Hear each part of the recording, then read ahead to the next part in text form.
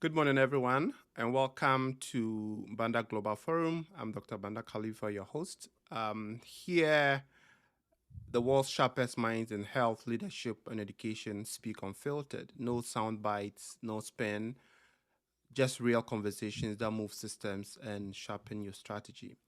So, most of our viewers and listeners are international medical graduates, believe it or not. So, today we are discussing a critical topic for international medical graduates and aspiring physicians, that is the US clinical residency. What strategies and what expectations that you should know.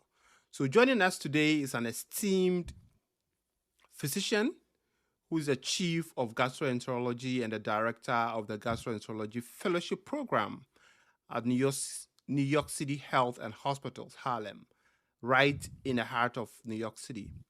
She has over 40 years of clinical experience. She specializes in gastroenterology and liver diseases.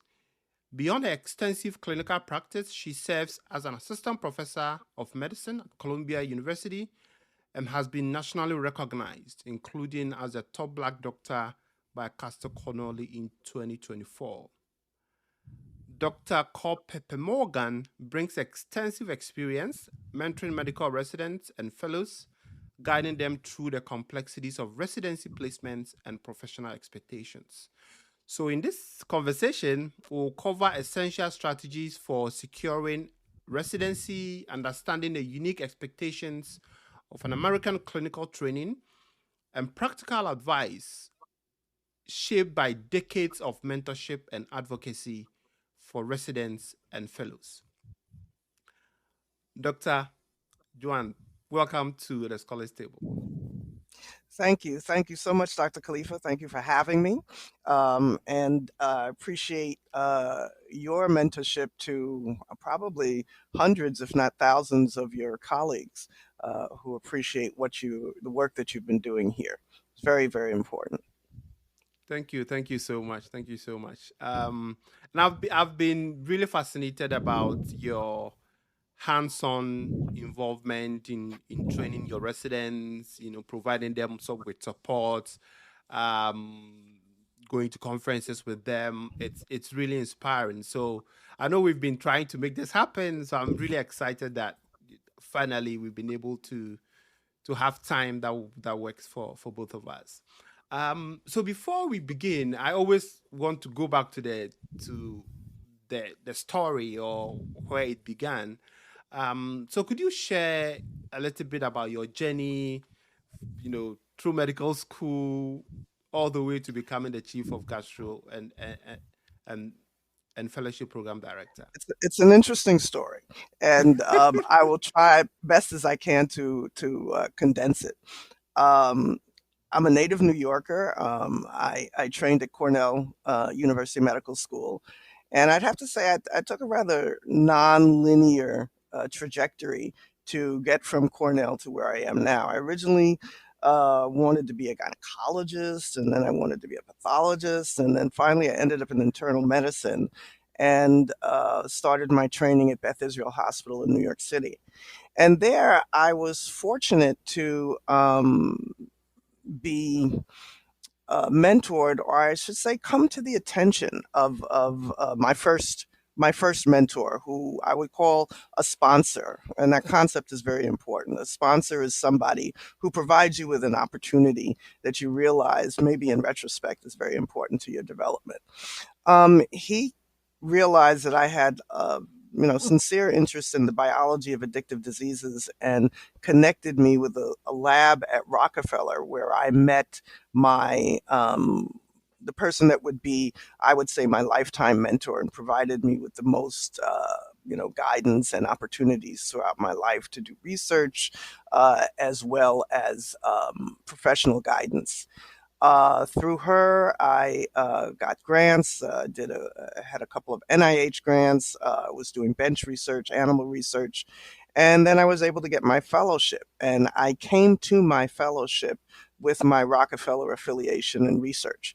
So during that fellowship, continued to do research, continued to publish. And when I finished my fellowship, actually, I should say before I finished my fellowship, I also came to the attention of another mentor who was doing research in AIDS and gastroenterology. And that person becomes important later in my story. So I leave Rockefeller and St. Luke's Hospital and go on to Connecticut, where I landed a position more in academia as the director of research as part of their small fellowship program at Norwalk Hospital. I advanced there from research director to associate program director to program director. And then at a certain point, I realized that I had to make some money. Academe does not make money. Yeah. So I had to make some money to support my children going through college. So I went into private practice for 5 years. Very busy private practice in another hospital, Danbury Hospital in Connecticut. And while I was there at Danbury, my same mentor from St. Luke's that I had done some additional research with called me and said, "What would it take for you to come back to New York? Harlem is looking for a chief." Mm-hmm. And by that time, now I had my research experience, I had my program director experience, I had my private practice experience.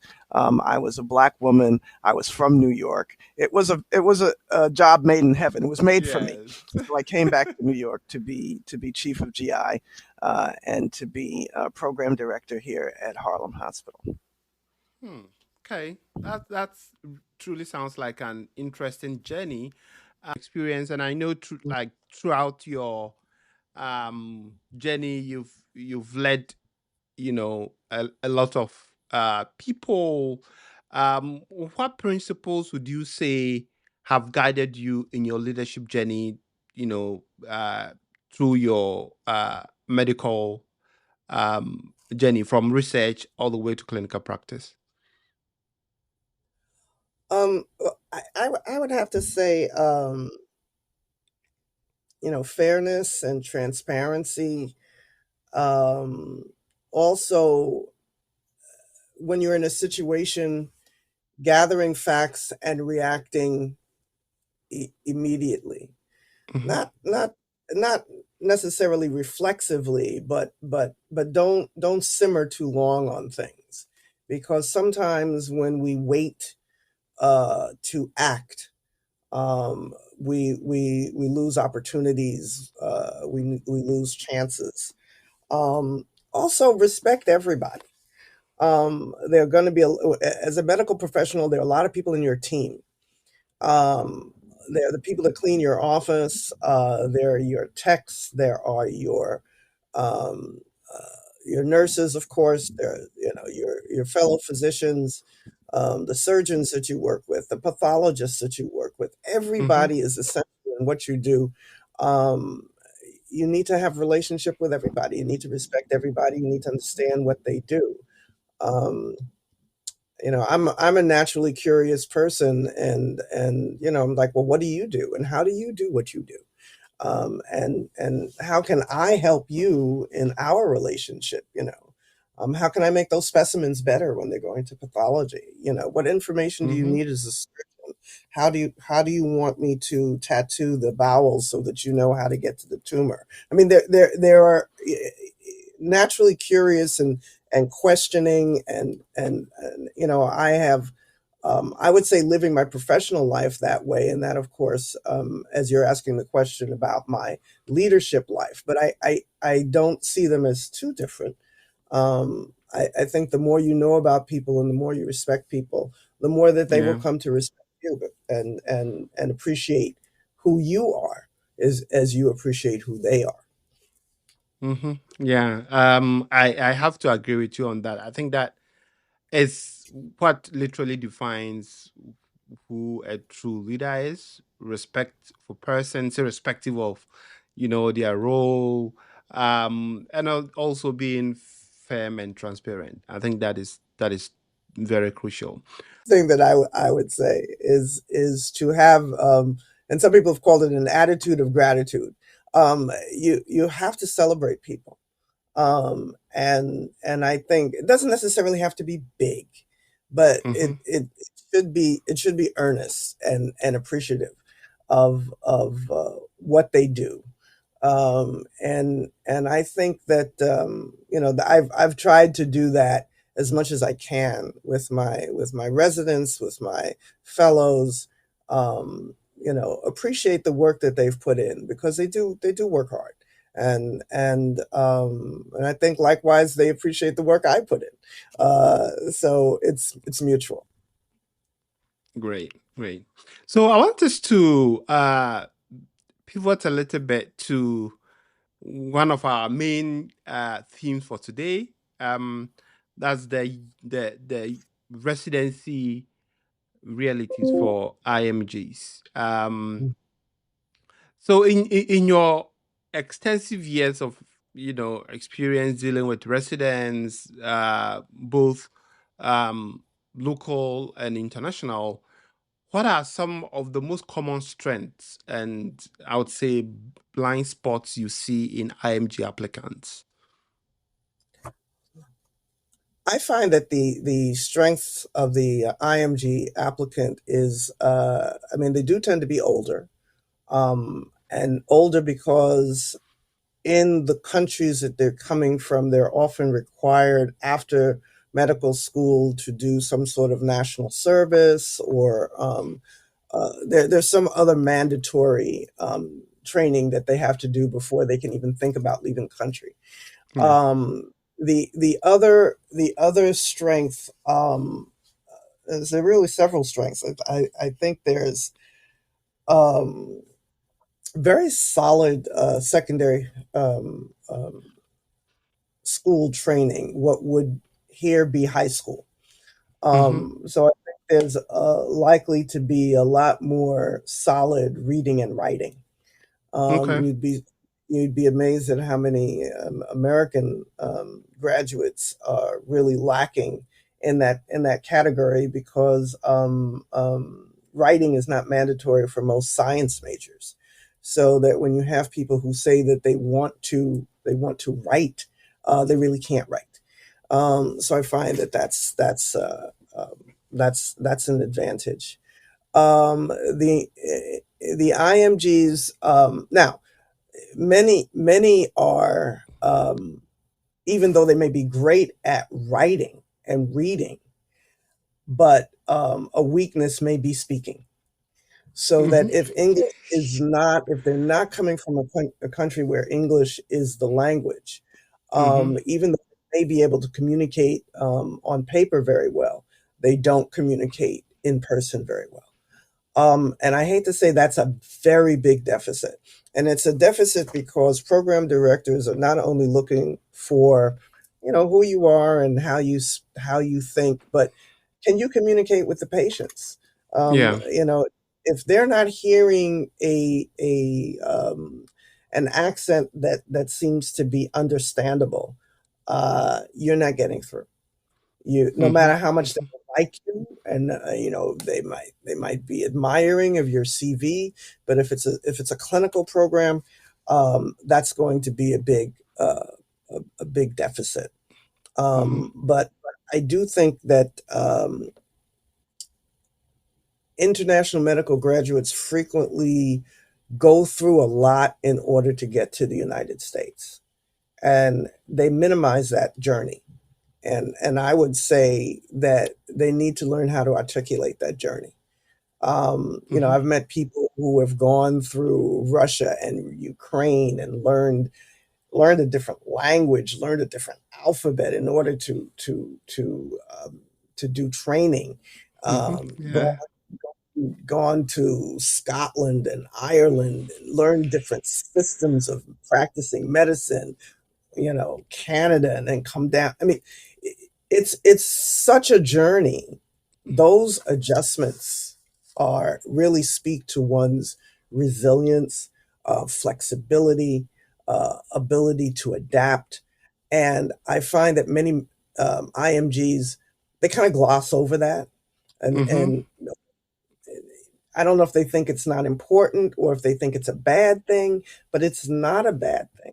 But I think that, the IMG has to learn to articulate their story. And you all have a story. and you have to make it compelling. Americans love a story, you Yeah. know.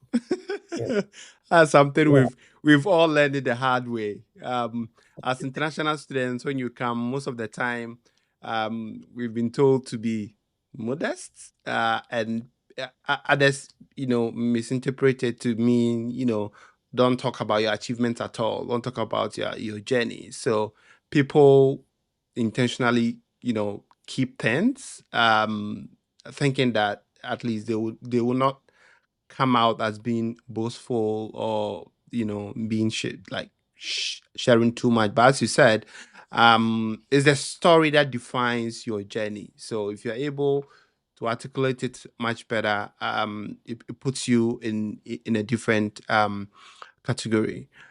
So it's a for fine line. It's a fine line, yeah. and I do see some IMGs who will. I've seen this on applications. I trained at the best pediatric blah blah blah in my country. I came from the most world renowned professor of this and that. Don't do that. Don't do that. Mm-hmm. But just say, I trained at this hospital, that hospital. I went to this country. I went to that country. I learned this language. I learned that language. Just the facts. And the Yeah. facts speak for Mm-hmm. themselves.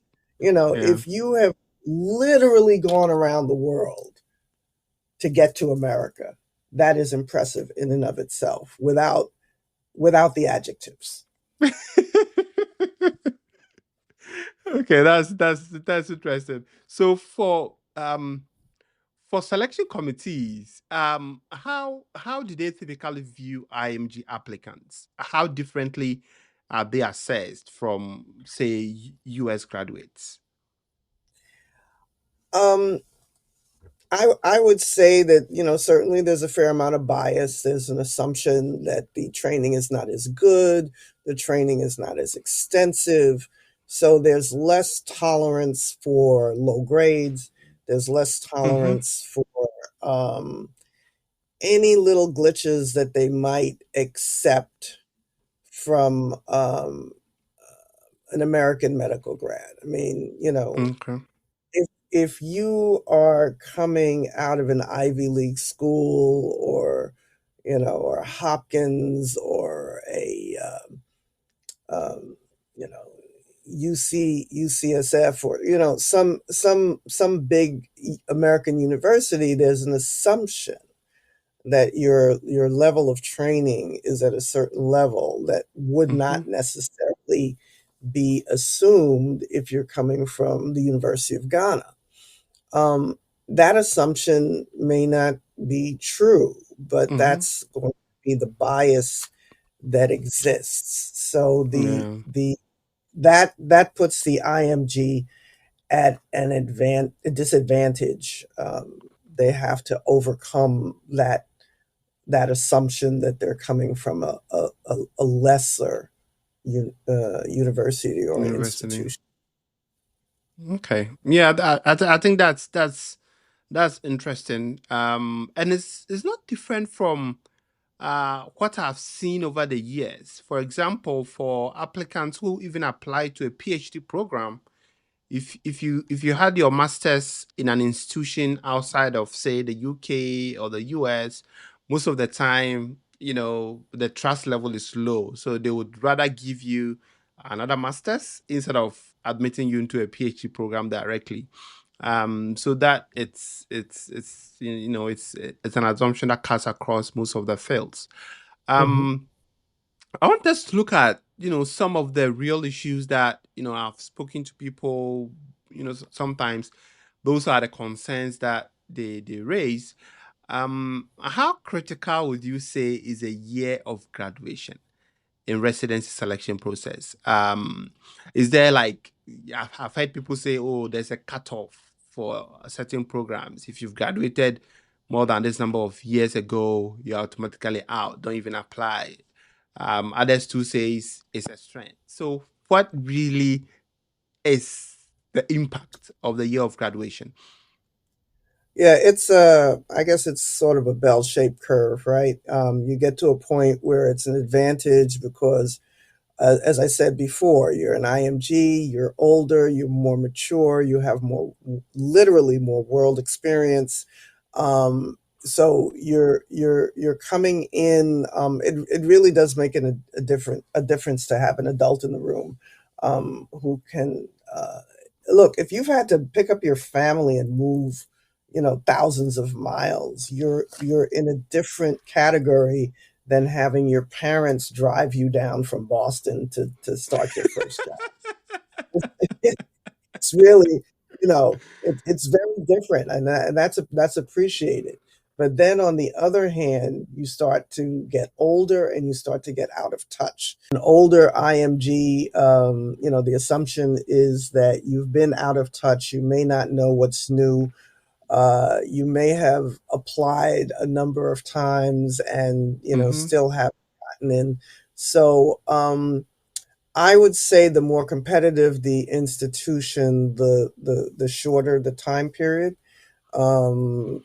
Institutions that have a higher number of IMGs would probably be more likely to take people with a longer span. But if Mm-hmm. you're looking at some of the very competitive places here in the United States, I think that they're not going to be looking at people beyond 5 years. Okay. So for applicants who, let's say you've graduated over 5 years ago, um, what are some of the things they can do to stay competitive? Um, So, I mean, take someone like yourself. You're at Hopkins. Um, so if your masters, you have a masters, you're at a place like Hopkins, you're at a place like Harvard or Yale. Um, hate to say it, but those kinds of masters from those places are going to carry more weight than masters from a smaller college or a smaller university, mm-hmm. even though they may be, functionally, an MPH is an MPH. They may be Yes. functionally exactly the same thing. But so, if you're stretching your time out, you can stretch your time out perhaps if you're at a Hopkins, if you're at a Harvard, getting your MPH. And then also, what are you doing with that time? Are you doing something very impactful? Um, it's um, I've seen people who they have an MPH, and you want to say, well, what did you do with it? Or they have an MPA. Well, so what do I have to show? They say, oh, well, Yeah. I started this business that's medically related, and I did this and I did that, and I say, oh, okay, so that's something that's very creative, that's very interesting, that's very innovative. So maybe I want to take a look at this person, Mm-hmm. because really what you're trying to do is you're trying to get an interview. You want to be interesting enough that they'll say, "Well, let me talk to this person This and see person. Mm-hmm. what they're about." But if you simply have the degree and you haven't done anything with it, then your chances of really getting in the door to get that critical interview is less. It's less. Okay. Okay, that makes sense. So, I would say those are, let's say, one category of people, right? Those who, let's say, graduated 5 years plus, maybe they are still in a field that is a bit related to clinical practice, so they are still doing practicing clinical medicine. But for those who've been, let's say, in non-clinical roles, let's say after medical school, you joined an NGO and started working for a longer period of time, and then suddenly you notice that, okay, I think I have to go back to clinical practice. For that category of IMGs, what is the way forward for them, or what are their That's chances? it's a very difficult way forward. Doing uh, shadowing and kind of easing your way back into clinical work and showing that you have been doing that, you really do have to do something that gets you back into the clinical field because um, I mean, I'll go back to myself. I was in academe and then I went to private practice for 5 years, and it was almost too long. I mean, a lot of things had changed in terms of how Mm-hmm. you run a fellowship program, and I had a learning curve. I had to re up and to get back into it again, even though my CV qualified me to be a program director. So 5 years was a long time back in 2008. It's an even longer time now, Yes. right? You understand what I'm saying? So Mm-hmm.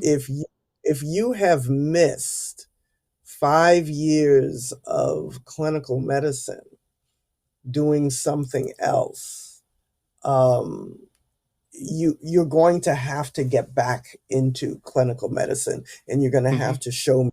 But again, observerships, working clinically adjacent in some way in a hospital, and Okay. again, hospital medicine is where it's really happening. Office medicine is not. It's just not the same. Hospital medicine is where the science is happening. So that's what I would do if you can get some sort of position working in a department. And again, it doesn't have to be the department you want to work in. You know, Mm-hmm. Mm-hmm. surgeons, somebody, the obstetricians need somebody to do something that's clinically adjacent. Okay. You want to start doing that.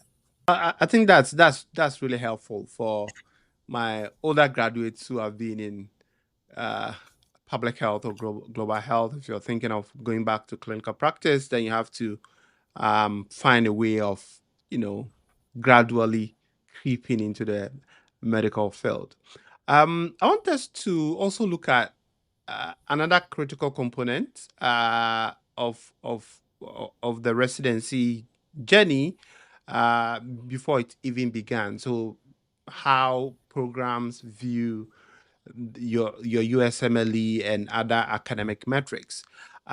So in your experience, I mean, what would you say, or how do USMLE scores impact IMG competitiveness?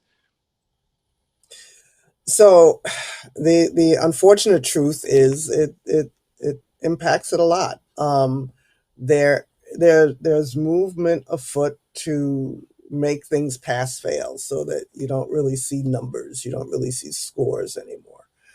But as program directors, the one metric that is used to judge us, the success of our program, is board pass rate. So you may have done poorly on your USMLEs because you're just not a good test taker. You may be a great doctor, but you're not a good test taker. The question is, do I want to take a chance on you? Take a chance that you're going to come to my program and then you're not going to pass your boards. And then that's bad for my program. Mm-hmm. So I would say that unfortunately it's a big deal. um, to fail one of the steps is I don't want to say kiss of death, but it's pretty close to it. And and here's the other reason why that's the case. You have to consider yourself out there competing with so many of your fellow international medical grads who have not Mm-hmm. failed their steps.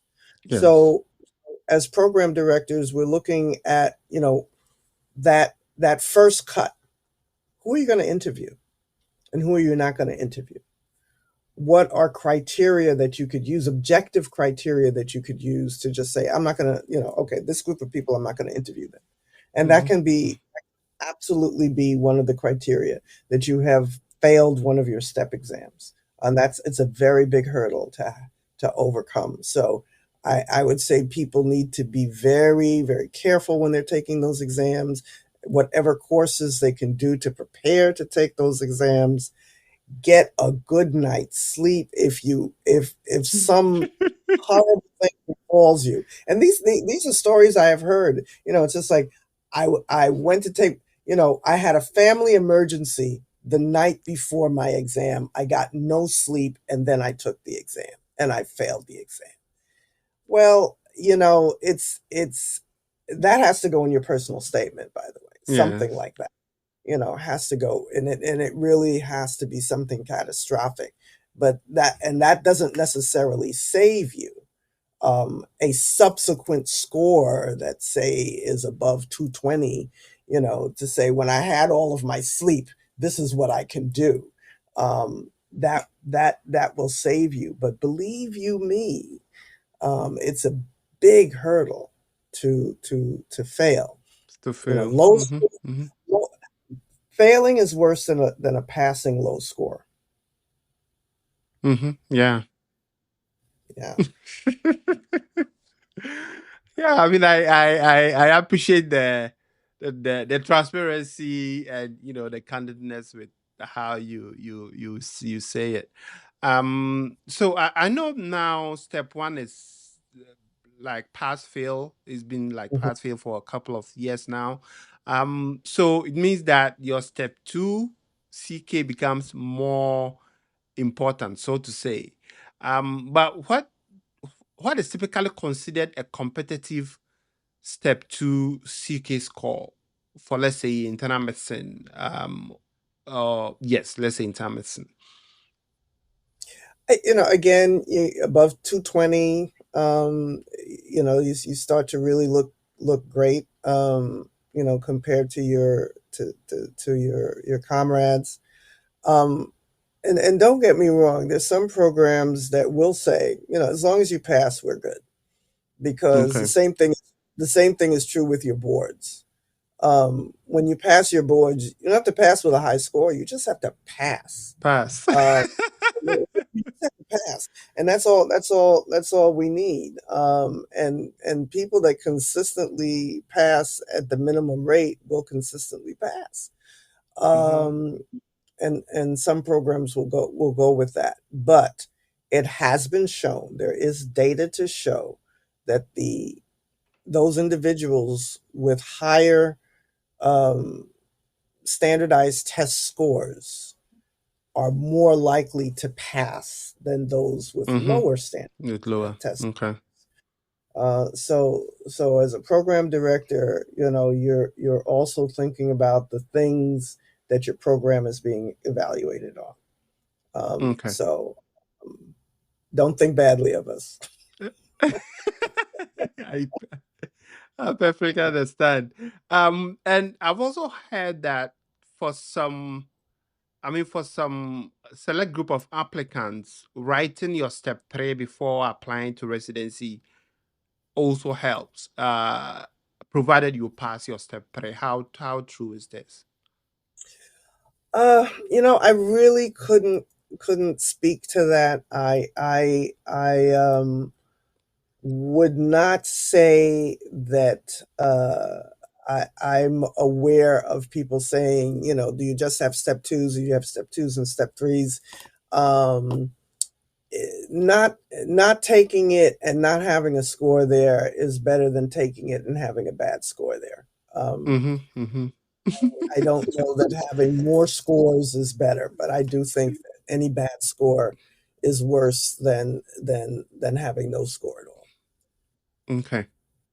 So I know you've spoken a little bit about the other elements of your application, but for students who have, say, average score, I think you mentioned that anything above 220, it's okay. Mhm. But for students who have, let's say, a lower score, um, what other things can they do to compensate for that?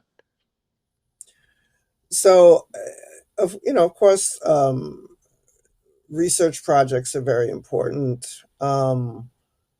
Publications are important. um, quality rather than quantity, publications in good journals. Um, and here's the other thing about your research. Oftentimes you maybe you were pipetting in somebody's lab, or you were doing some chart reviews for a much larger study. Your role may not have been that big, but it is important that you know the ins and outs of that study. In other words, you know the background, you know the rationale, you know why that study was being done. Even if you were pipetting all day, that you Mm-hmm. need to know, what that mouse model was and what it was trying to define within IBD. You need to know these things. To show that you were actually interested in the research that was there. Can't tell you how many times there, people that just have tons of papers that they were really just they were hangers on. Mm-hmm. Maybe their friend was doing something, and they say, "Hey, man, can you put me on your paper?" Yeah. And then you see these works and you say, oh wow, that looks interesting, and you ask, tell me about this, and they're like, oh, Yeah. that. Well, I was just that's a kiss of death. You start your sentence Yeah. with, oh, I don't know that much. Well, I was just this part of it. No, whatever part you were, you Yeah. need to be able to articulate what that study was about, what that case report was about, what it was Yeah. supposed to So I yeah, I think that research is important, and again, I'll come back to personal statement. Your personal Okay. statement is very important. You Okay. need to learn how to tell your story. Um, take us People need to visualize you coming from your country, going through your experiences, and coming all the way to America, and what that was like, and the hurdles you had to overcome. Because it's a new concept that's Yeah. called distance travel. And distance traveled is not just literally distance, but sometimes it is, for example, I'll use an American medical grad. Maybe you're an American student who started off in a community college and Mm-hmm. then worked their way up and ended up getting a master's at Hopkins. You know, that is quite a distance traveled. Okay. Maybe you're coming from a very poor, disadvantaged background, things that you didn't have. You were part of the digital divide. You didn't really have access to a lot of internet and so forth, but still you made it into doing some things with AI. That's quite a distance traveled. So sometimes you have traveled that distance, but you're not aware of it. You need to become aware of those things and then be able to articulate it and to Okay. tell a story. Talk a little bit about another, as you brightly said, one element that is very important. That's a personal statement. Mhm. Uh, how can applicants, you know, craft a statement that genuinely stands out in the eye of program directors? What are program directors looking for when they pick up a personal statement and they start reading? Like I said, we're looking for distance traveled. We're looking for your story. Okay, so Mm-hmm. too often people will start off and say, my mother got sick with breast cancer, and then this doctor came and he was wonderful, and he did this and he did that and he did the other thing, and I watched him, and I said, wow, what a wonderful person. And all I get out of it is like, I want to hire that doctor that took care of your mother. you know, I, I, I know nothing about you. Yes. Um, Too much of that. Uh, you know, I do want to know what was your impetus to wanting to be a physician, or your Mm-hmm. impetus to wanting to be a gastroenterologist. But don't spend a lot of time talking about other people. Tell me your story and your trajectory, and avoid the adjectives. Mm-hmm. You know, I was the best. No, no, no. Just what you did should speak for itself. For The itself, steps, yes. the steps you took will speak for itself. And I'm telling you, a course in creative writing, um, you want your reader to be wrapped with your story. Mm-hmm. It does need to sound interesting. I mean, it doesn't need to sound like a newscast. It needs to sound interesting, you know. Okay. Yeah. And it's not easy, but it's also not that difficult. So I want to know, I want to know what your what made you want to become a physician. I want you to tell me a story that speaks to your resilience, and then also tell me some stories that speak to how you work, how you care for your patients. Again, like now, and I'm back and forth talking between Mm-hmm. residency fellowship, but how you've taken care of your patients, how you've interacted, things maybe that you've done, situations where you felt that you made a difference.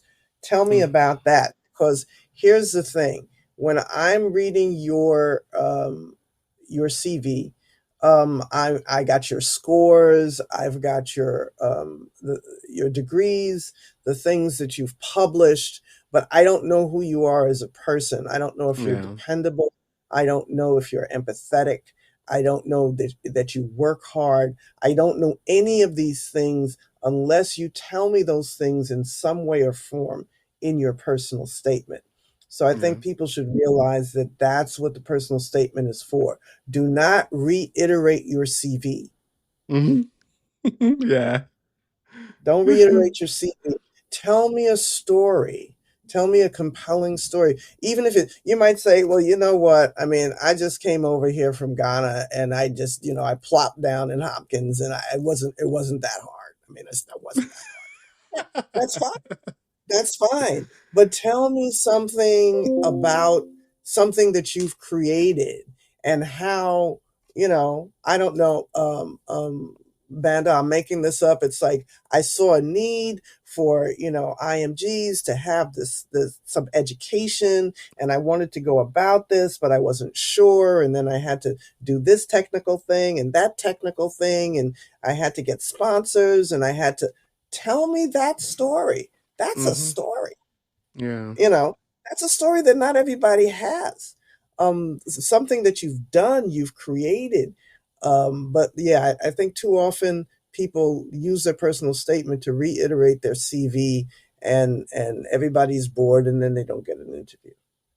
That's true. That's true. So I guess that is one common mistake that IMGs do, or even graduate school applicants, like rehashing everything that is on their CV, chronologically, thinking that that makes a great story.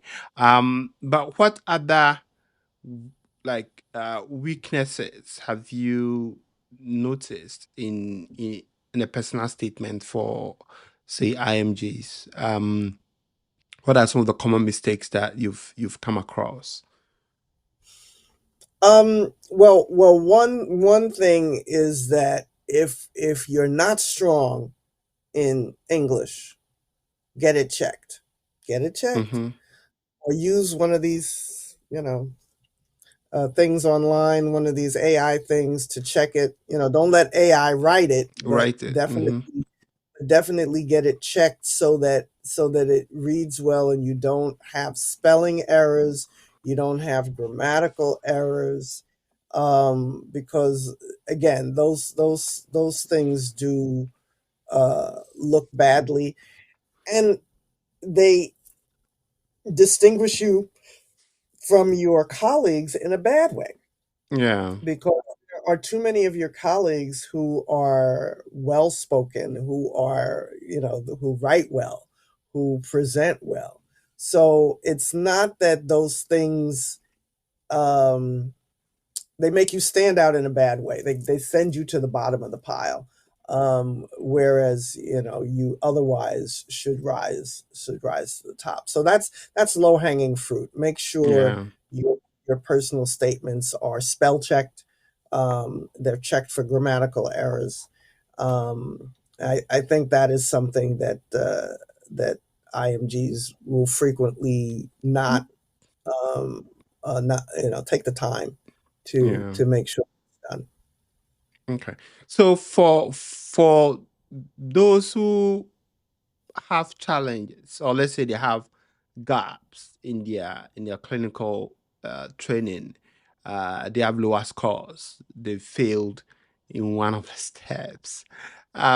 Should they like address it directly in Yeah. the statement of purpose? Yes, absolutely.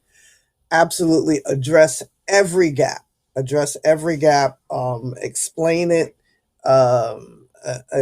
Every bad score. Explain it if you can.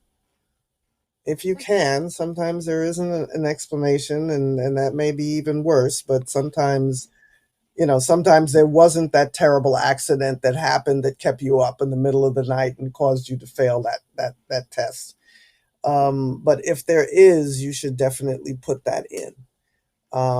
If there is, I remember there was a young man who, and again, it's an American medical grad, but he had one whole year of terrible grades, and then the grades picked up, and long story short, that was the year that his mother was dying of AIDS, and he had to take care of the Oh. whole.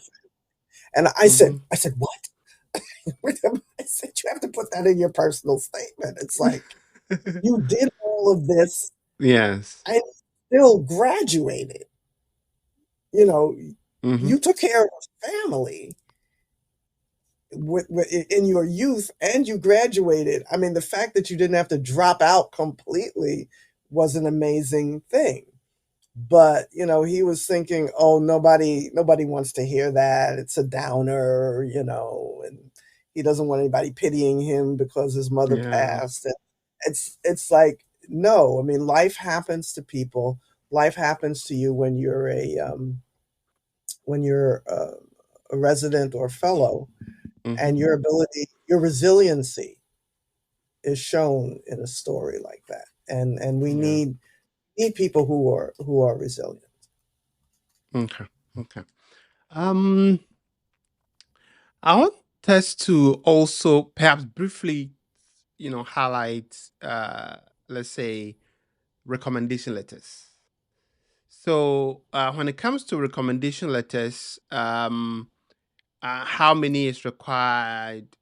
Where should the recommendations come from? Should it be from someone, like all of them should be from someone with clinical background, or you could have someone perhaps in, let's say, research or maybe global health?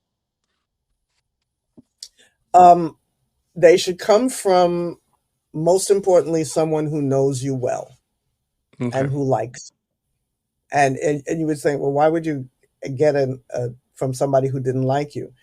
People like to seek out those individuals with titles. Mm-hmm. That's a Yeah. mistake. That's a mistake.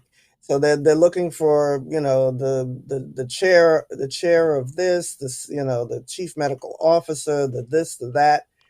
You need to get a letter from somebody who knows you and who likes you, and preferably someone that you've done a project with who can speak to that project.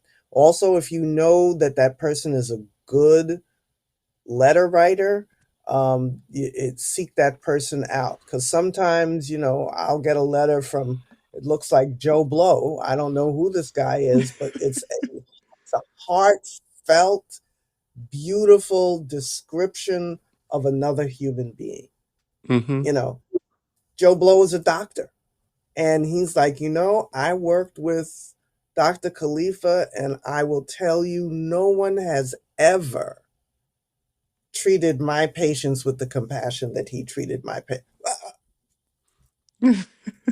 I'm, I'm done. I'm there. I want to meet you. You know, Mm-hmm. this Mm-hmm. guy has sold you.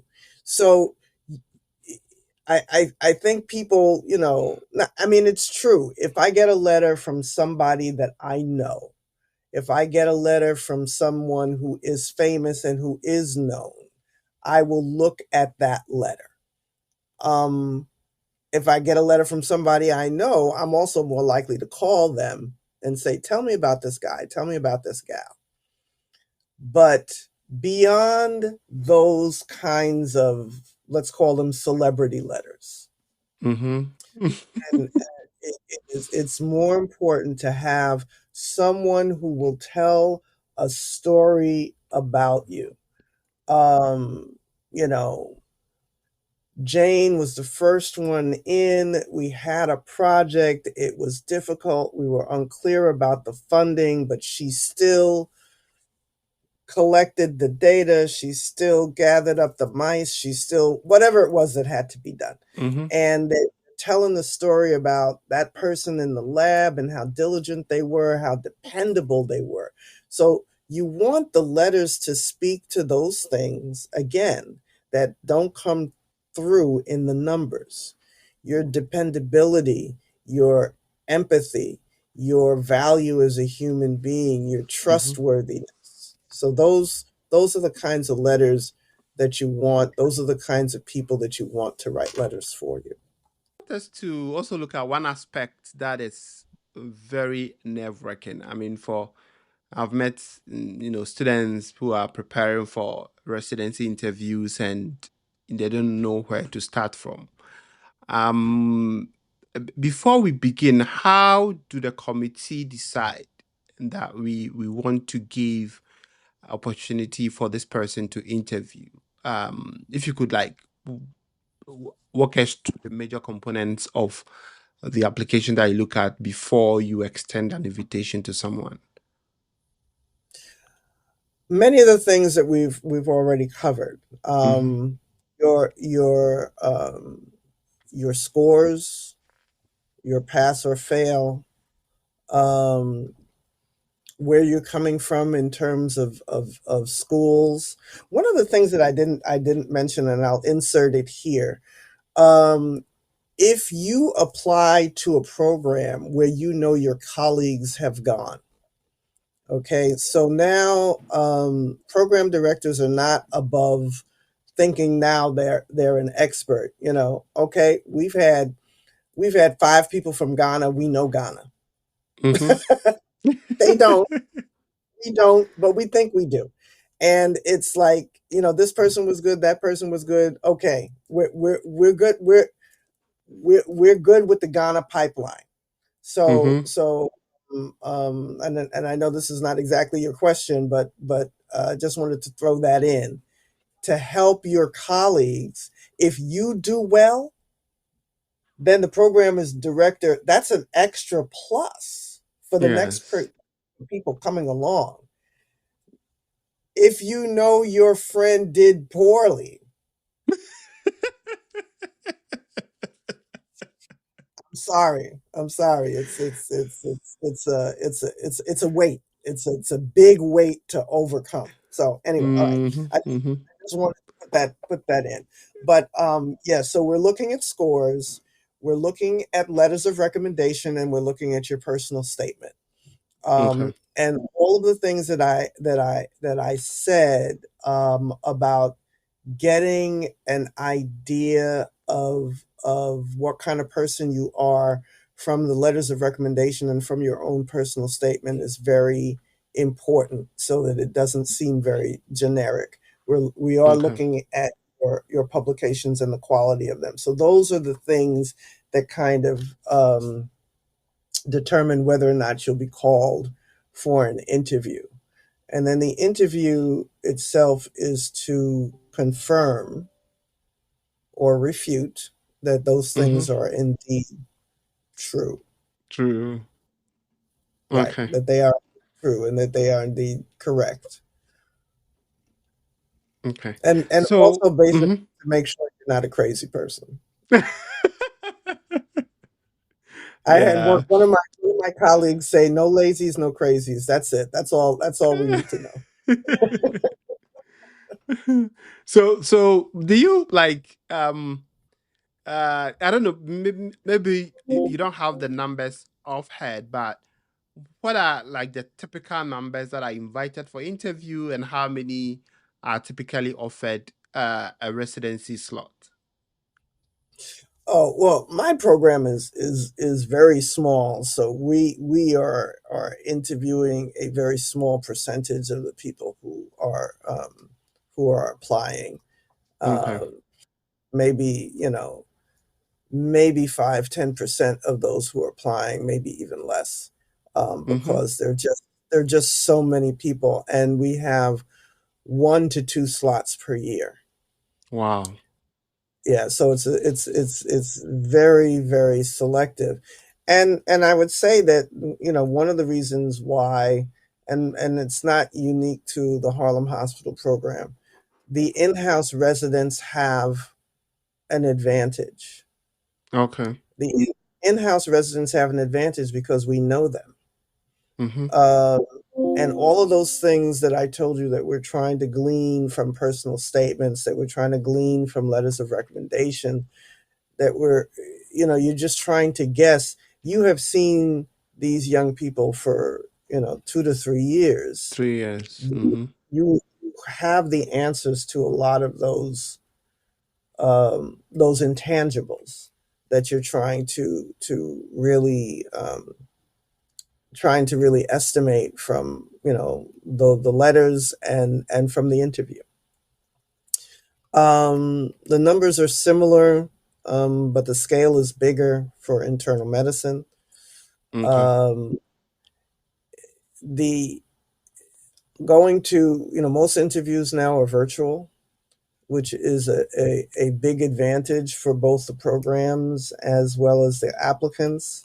We used to have to bring people in and Yeah. scheduling. It's crazy, and then it cost the applicant, it cost us. The applicant had to try to arrange all the New York interviews at the same time, and programs didn't interview at the same time. This is much better. This is much better. Mm-hmm. But I would say that if you're fortunate enough to be called for an interview, of course make sure that you're there early, so that you can set yourself up, check out all of your audio and your video, says, as opposed to my background here, make sure your background is clear, you know, um, and yeah, so that and you should be wearing your nice suit. Mm-hmm. You should be well lit, so that your face and facial expressions can be seen. Um, Okay. you don't want to look sullen, um, like somebody's forcing you to be there. Um, you also, and it's a fine line. I realize this is, I feel like a director for a movie or something like that, and you just like, well, what am I? How should I be? But Yeah. you want Americans are funny. Yeah. All right, we're a funny bunch, and it's there's a thin line between being abrasive and just being confident, you Mm-hmm. know, and kind of learning that. If you've got some American friends, maybe they will tell you where you fall in that very small tolerance of how you come across, because you don't want to put somebody off. Mm-hmm. Um, Mm-hmm.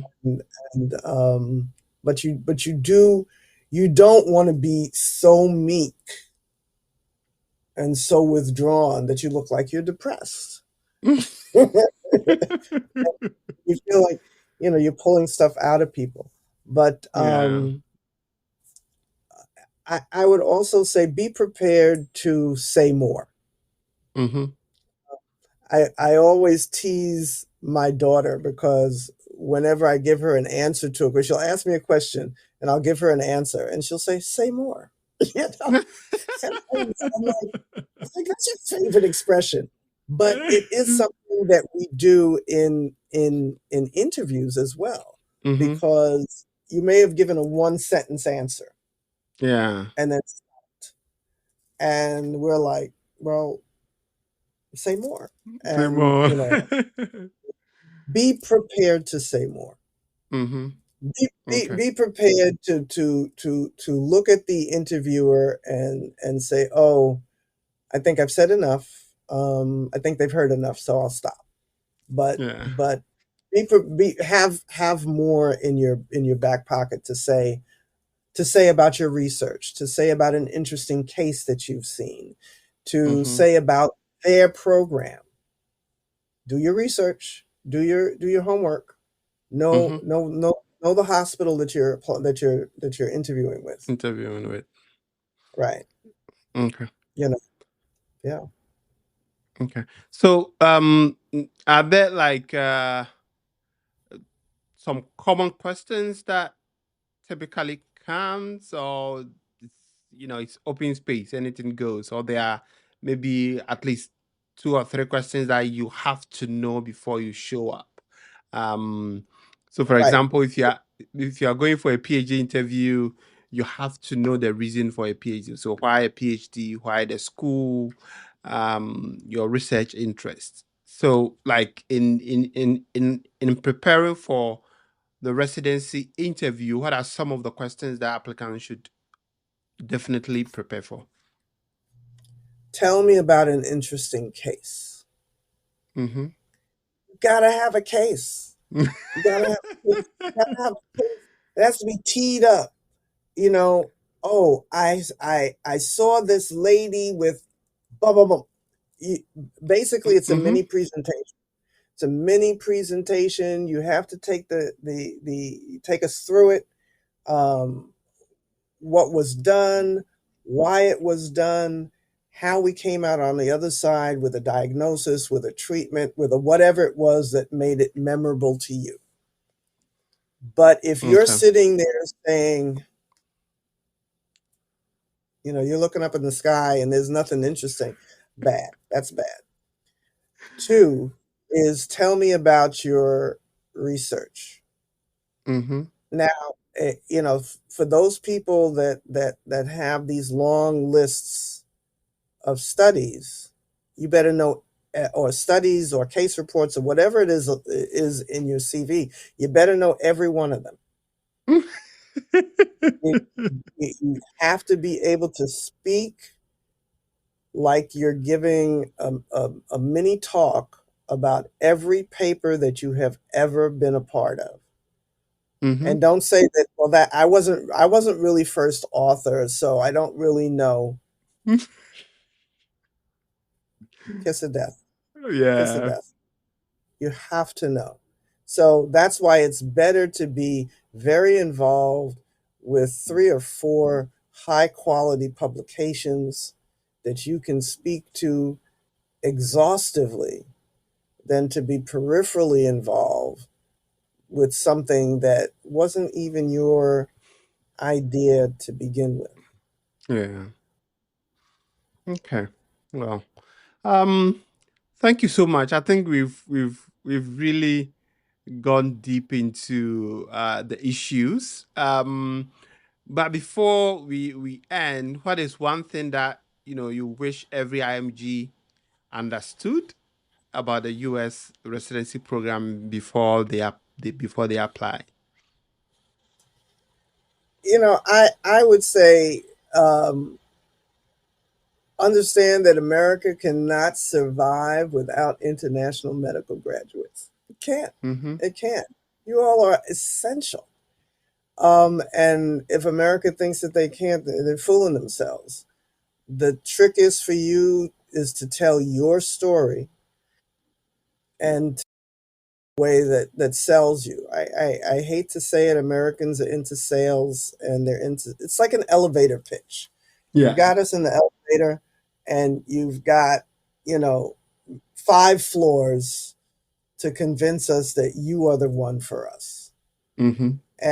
And I think that it's not natural. It doesn't come naturally to people. Yeah. But if you think of it that way, you'll develop that pitch, and you'll say, well, this is why I think Harlem Hospital is a great fit for me.